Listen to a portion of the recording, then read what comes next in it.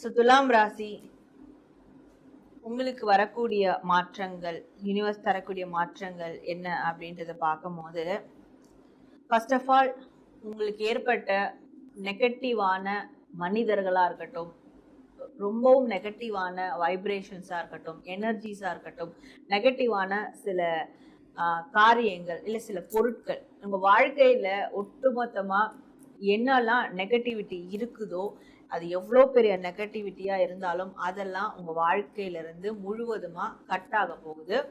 So அது cut ஆகிறதுக்கான ஒரு மிகப்பெரிய மாற்றம் உங்களுக்கு வந்து நிகழப்போகுது. ஓகே, அந்த மாற்றம் எனக்கு நிகழ்ந்துருச்சா அப்படின்னு நீங்க கண்டுபிடிக்கிறதுக்கு ஒரு ஈஸியான டிப்ஸ் கொடுக்குறேன். ஏன்னா யூனிவர்ஸ் மெசேஜ்ல அதுவும் இருக்கு. இந்த மாற்றம் நிகழும் போது நீங்க எந்த மாதிரியா இருப்பீங்க அப்படின்னு பார்க்கும்போது, ஒரு கம்ப்ளீட் ஒரு ஃப்ரீ ஸ்பிரிட்டா இருப்பீங்க. ஸோ உங்களுக்கு எந்த ஒரு எல்லையும் கிடையாது, எந்த ஒரு கம்யூனிட்டி, எந்த ஒரு ரிலீஜியஸ், எந்த ஒரு பாகுபாடுகளும் இருக்காது, எந்த ஒரு கண்ட்ரோல் இஷ்யூவும் இருக்காது. ரொம்ப ஃப்ரீ வில்லா இருப்பீங்க, ஃப்ரீ வியா இருப்பீங்க. ஸோ நீங்க நினைச்ச விஷயங்களை உங்களால பண்ண முடியும், நினைச்ச விஷயத்த அடையறதுக்கான முயற்சிகளை உங்களால பண்ண முடியும். எங்க போனாலும் உங்களுக்கு எந்த தடைகளும் இருக்காது. நீங்க போகக்கூடிய பாதையில ரொம்ப சீரா போயிட்டே இருப்பீங்க. மனசுக்கு பிடிச்ச விஷயங்களை செஞ்சு சந்தோஷப்படுவீங்க.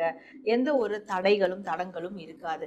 ஏன்னா உங்களுக்கு ஏற்பட்ட கம்ப்ளீட் நெகட்டிவ் எனர்ஜி எல்லாமே நீங்களே கட் பண்ணி வெளியே போவீங்க.